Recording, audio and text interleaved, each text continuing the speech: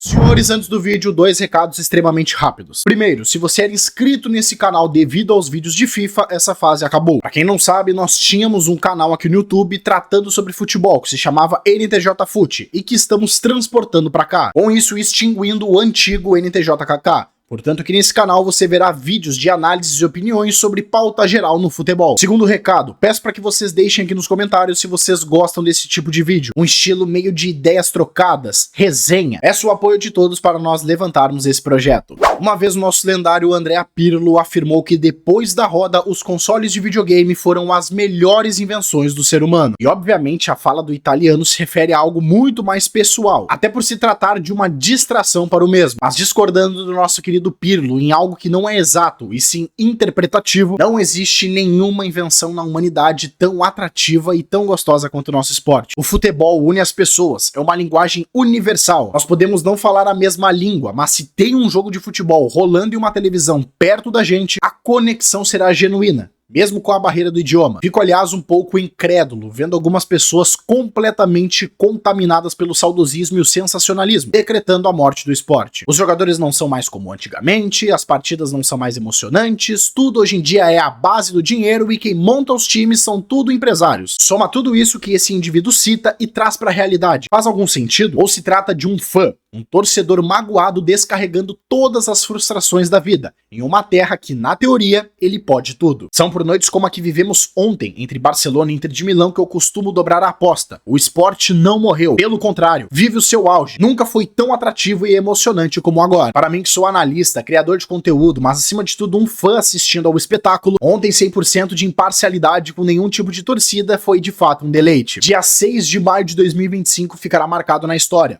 A eliminatória válida pelas semifinais da UEFA Champions League entre Inter de Milão e Barcelona, com o primeiro jogo em Montjuic, na casa do clube catalão, um jogo disputado 3-3. E no segundo jogo, com uma Inter de Milão saindo na frente, novamente com 2-0, assim como no primeiro encontro, mas dessa vez com um domínio absoluto da Inter. O primeiro tempo foi 100% do clube italiano. E aliás, se analisarmos categoricamente o primeiro jogo em relação ao segundo, é perceptível as mudanças feitas pelo Inzaghi. Com 21 minutos do primeiro encontro já estava 2-0 para o clube visitante, naturalmente faz a equipe recuar a sua postura. A Inter, por característica, ela já seria um time mais passivo, esperaria o momento certo para ferir uma defesa tão vazada. Só que com o recuo constante, o Barcelona teve espaço e conseguiu assim chegar ao empate. Ainda saiu tomando o terceiro gol, mas novamente buscou o empate. Só que dessa vez não. O primeiro tempo em Milão foram de 45 minutos de cabo a rabo da equipe italiana, com a Inter subindo mais as suas linhas de marcação, pressionando lá na área do Barcelona, na primeira fase de construção,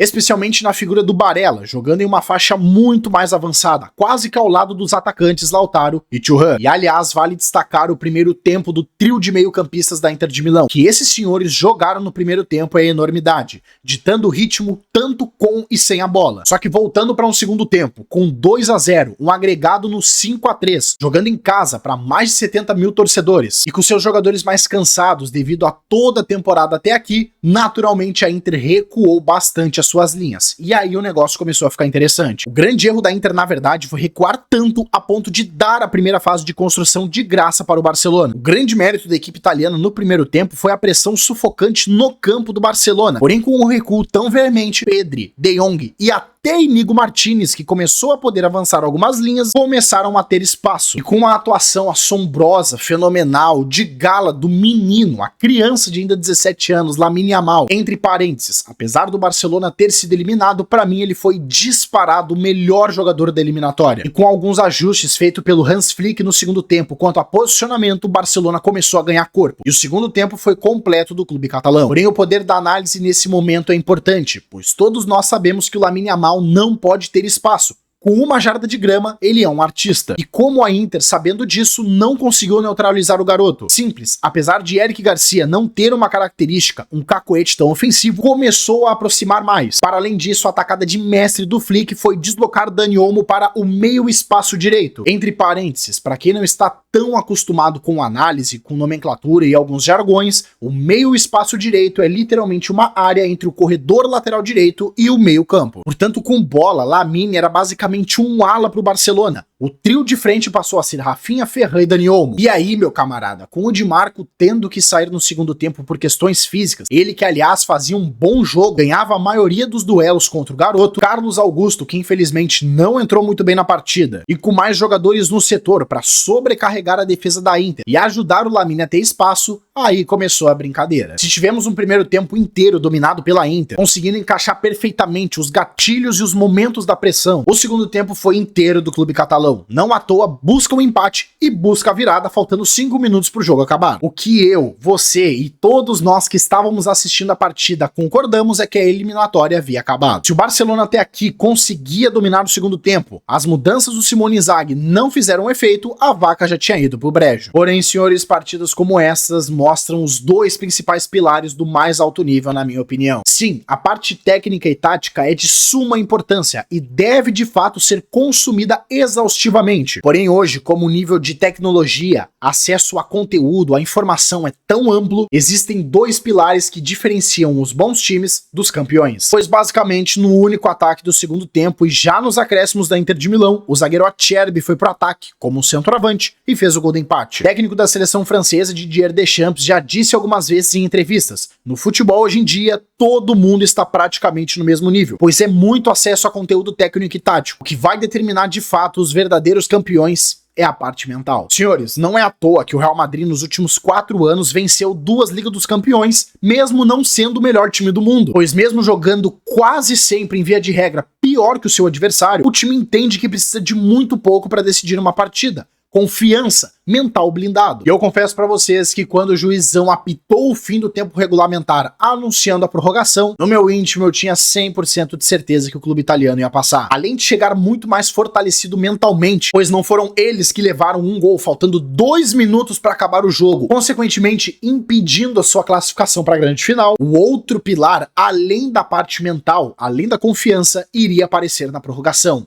a parte física. Quem acompanha esse Barcelona desde o começo da temporada, como é o meu caso, sabia que o cobertor curto seria o seu elenco, pois Hans Flick chegava nessa prorrogação com praticamente os únicos 3 cartuchos já gastados. A entrada de Ronald Araújo no lugar do amarelado Inigo, para dar um pouco mais de compactação defensiva, Lewandowski entrou mesmo não estando 100%, e Fermín Lopes, uma troca natural no lugar do Dani Olmo, que tem alguns problemas físicos. Senhores, chegando na prorrogação, com a exceção do Pablo Gavi, que poderia entregar alguma coisa no que diz respeito a jogo sem bola, a entrega, Flick tinha basicamente um bando de adolescentes talentosos, mas que, com todo respeito, não estão prontos para palcos como esses. Enquanto a Inter, por outro lado, além de ter mais material humano, tinha jogadores mais experimentados. Entraram, por exemplo, Carlos Augusto, Taremi, Zielinski, Fratesi, Darmian, e ficaram ainda no banco alguns bons jogadores que poderiam entrar no banco do Barcelona: Zalewski, o albanês talentoso Aslani, o próprio experiente Arnautovic. Em uma semifinal de Liga dos Campeões, chegando ao fim da temporada, com todos os jogadores tendo 40, 50 jogos acumulados nas pernas, e se tratando de 2 das 5 melhores equipes do mundo hoje, tranquilamente, que iria definir a classificação de uma delas seriam os detalhes, o mental e a parte física. E foi com isso que a Inter eliminou o Barcelona. E obviamente um confronto como esse nós podemos elencar vários destaques, como por exemplo o próprio zagueirão Acerbi. Acho que ele acaba por se tornar muito mais um personagem por tudo que ele representa, principalmente com a sua história de vida. Como não falar também do holandês Dumfries, o cara numa eliminatória contra o melhor time do mundo entregou 2 gols e 3 assistências. Como não falar de Lautaro Martinez, que foi pro jogo mesmo no sacrifício.